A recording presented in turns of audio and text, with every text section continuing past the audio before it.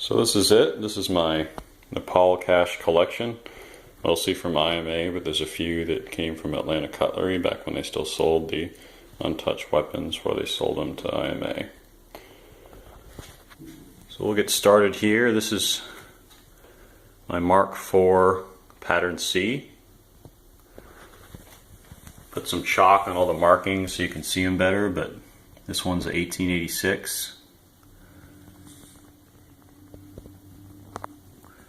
You can tell this is a Mark IV pattern C because this was not a conversion. This was originally made to be a 450 Mark IV Martini Henry. Moving on to the pattern B.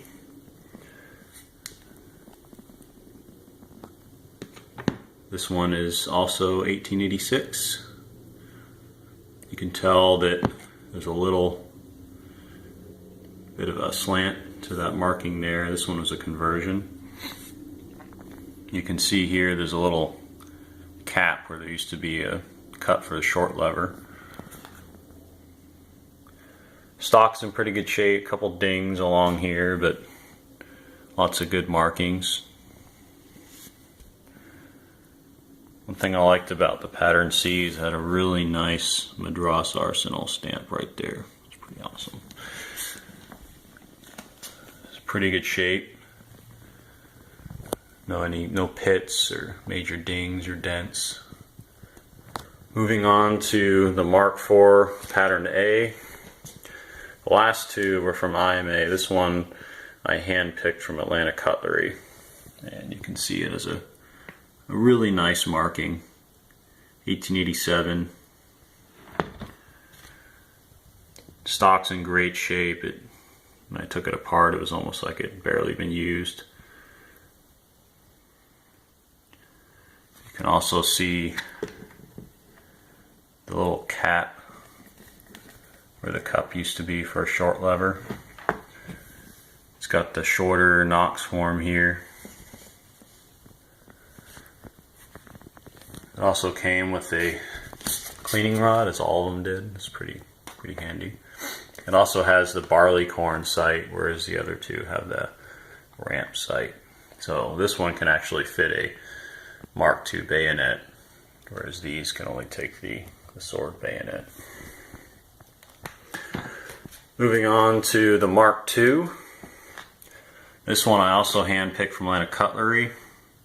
It's got a great marking. It's a BSA manufacturer, and it's dated 1876. It's a little hard to make out there, but it's pretty good shape. This was a Mark I to Mark II conversion. You can tell right off the bat just seeing how the stamps are. It's got a very nice stock, great stock markings. Got a Birmingham mark right there.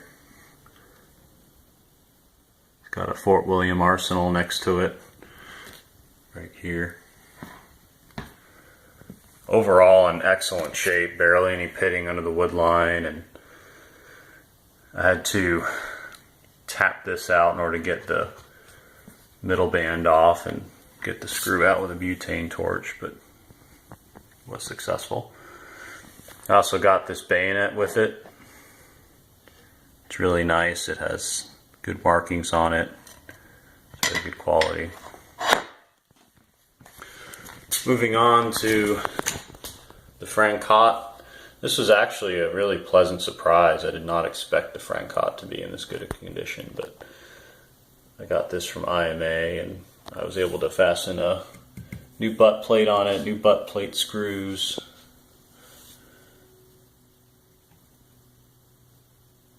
Very excellent shape. There was absolutely no pitting anywhere on the barrel, which was a big surprise as well. Came with a bayonet and a cleaning rod. This is the Gahendra that I purchased from IMA with the Francotte. It's got some stock markings in there as well. Very nice patina. It's got the Nepalese script right here in the receiver.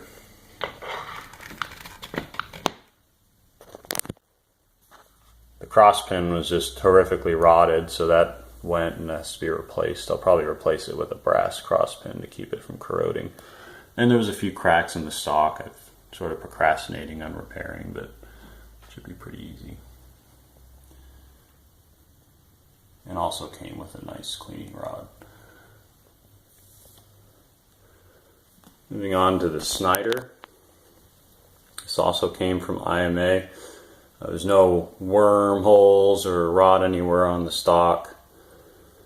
The action is very smooth, as well as the breech. There was no chunks or dings in the stock, which is a very pleasant surprise. Bore is in excellent shape, barrel is in excellent shape. Really all these are just very excellent for their age and storage conditions. And I hand selected this reband infield here, the P53. It came with the original butt plate. Wood is in very good condition. There's no, dings or dents. It shrunk a little bit over time, but it's barely noticeable. It was missing the nose cap. Other than that, it was complete. I received the Brunswick from IMA. It was in excellent shape, but somewhere along the way it probably had its stock replaced. Came with the original butt plate. Had a reproduction brass patch box cover. It fits well, but I just haven't had the time to put it on yet. Action works great. Now none of these are going to come with the nose caps. You'd be very lucky if you get an original, but I was able to actually get one from the rifle shop, and I just suspended it over vinegar and aged it a bit so it matched the rest of the brass, and it fit on very well.